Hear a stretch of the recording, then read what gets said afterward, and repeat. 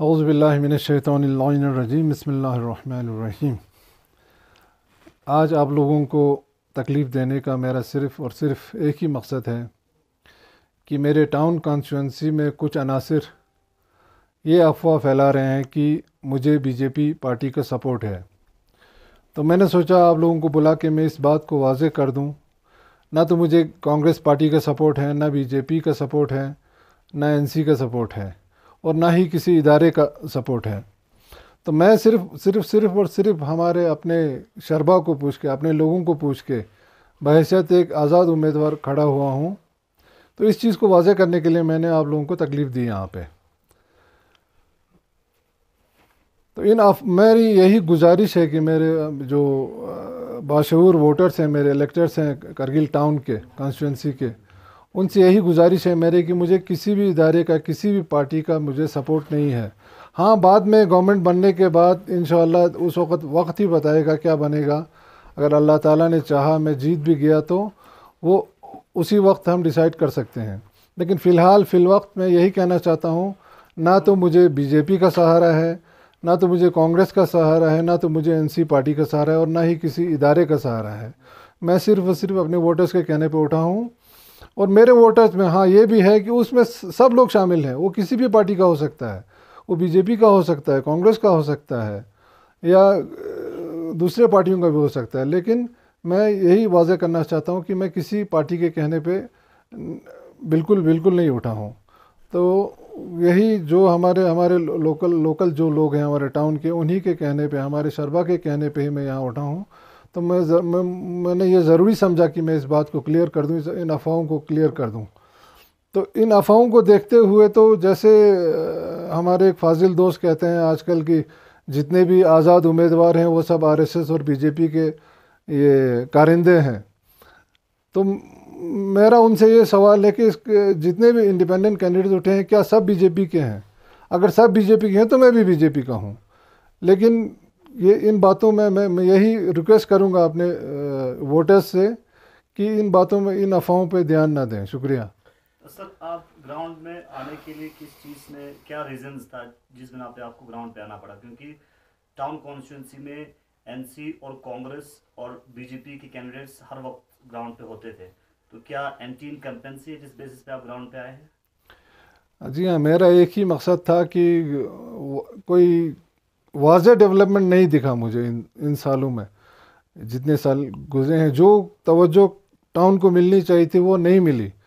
क्योंकि जैसे मैंने पहले भी अर्ज़ किया कि यही टाउन है जिसका रिसोर्सेज हर एक आदमी यूज़ करता है, चाहे यहाँ की बिजली हो, चाहे यहाँ का पानी हो, चाहे यहाँ का जगह हो, पार्किंग हो, सब लोग यूज़ करते हैं। लेकिन इस टाउन की तरफ किसी ने ध्यान नहीं दिया।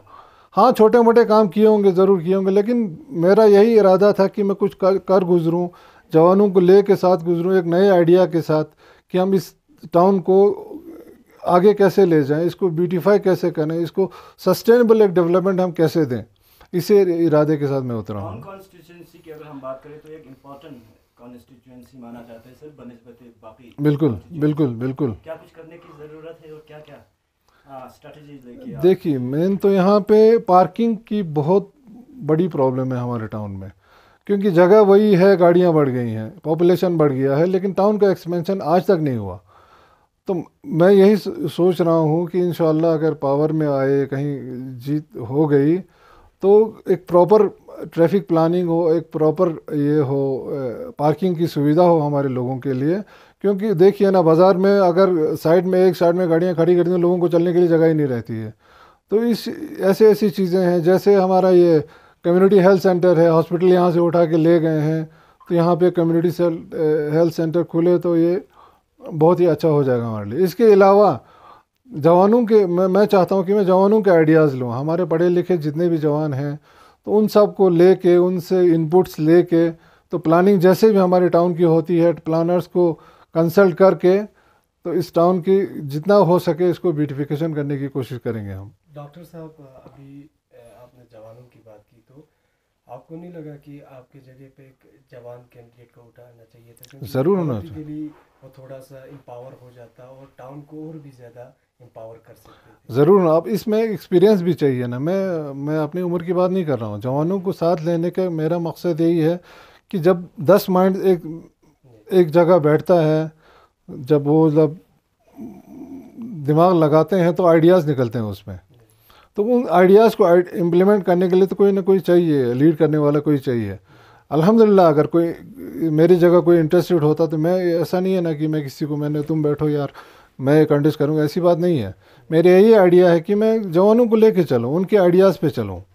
तो मैं कुछ इसमें अपना आइडिया नहीं थोपना चाहता, मैं यही सोच लेके मैं निकला हूँ। तो डॉक्टर साहब जी बहुत सारे जो है ईस्टर्न कारगिल में मैंडेट पे है, सर पीपल अलायंस हुआ है, जी। तो आपको भी बहुत सारे पार्टी का ऑफर आया, आपको भी मैंडेट मिल सकता, लेकिन उस बावजूद भी आपने इंडिपेंडेंट क्यों चुना सर? जी हाँ, पहले तो मकसद मेरा था कि किसी पार्टी के साथ मेरी अलायंस है नहीं, तो मैं ज़िंदगी हो गई मेरी, मैं मतलब किसी भी पार्टी के साथ या किसी के इदारे के साथ मैं नहीं रहा।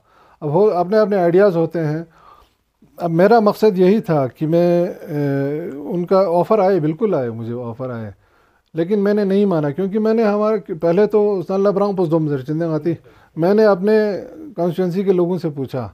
मेन जो हमारा चांसिक थसरंगोंग है ये टाउन का सेंटर है, सारा लोड इन्हीं 2 जगहों पे पड़ता है ना। तो इनसे पूछा मैंने, भाई ऐसा ऐसा इरादा है मेरा, तो आप लोग क्या कहते हो? तो सब ने कहा भाई एज एन इंडिपेंडेंट आप कंटेस्ट करो, किसी पार्टी का मैंडेट मान लो। तो उन्हीं की बात मान के मैं एज एन इंडिपेंडेंट निकला हूँ। सर अभी तक के जो काउंसलर रहे हैं टाउन कॉन्स्टिट्यूंसी, जी जी। वो क्लेम करते हैं कि बहुत सारा डेवलपमेंट एक्टिविटीज टाउन में हुआ है, इसके ऊपर आपकी क्या ओपिनियन है? क्लेम तो हर कोई पार्टी करती है, हर एक काउंसलर करता है, लेकिन मुआवजे एक जो नुमाया डेवलपमेंट तो मुझे आज तक नहीं दिखा मुझे, जो जिससे कहें हम कि भाई इस करगिल टाउन के लिए इतना बड़ा प्रोजेक्ट लाया या इतना बड़ा ये कुछ किया।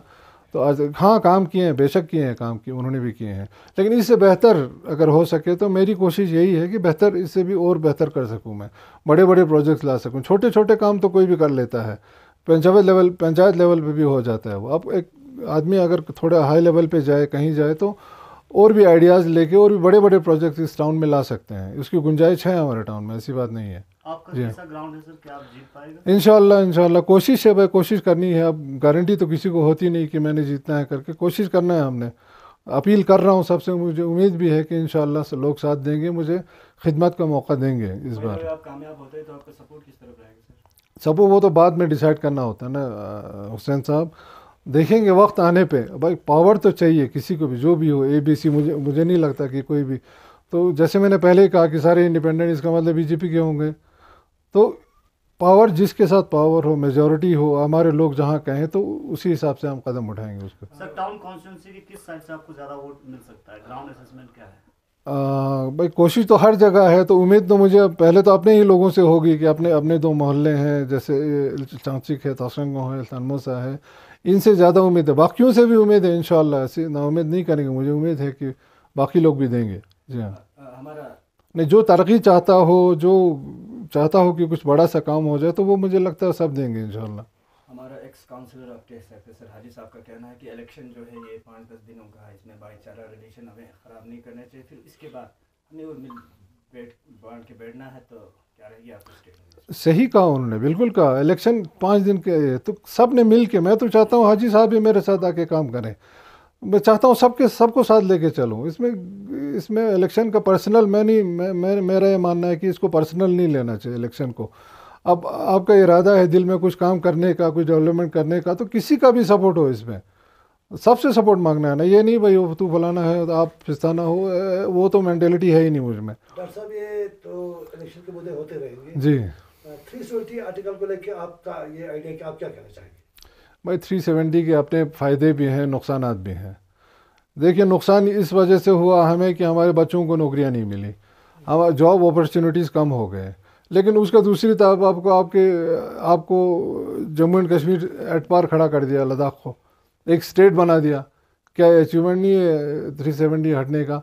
आज तक मीगर फंड्स आते थे, हमें पता है J&K से हमें कितना फंड आता था, उसका दुगना तिगना चुगना 10 गुना फंड बढ़ा दिए। तो उस डेवलपमेंटल हिसाब से तो हमको भी ज़माने के साथ चलना है ना।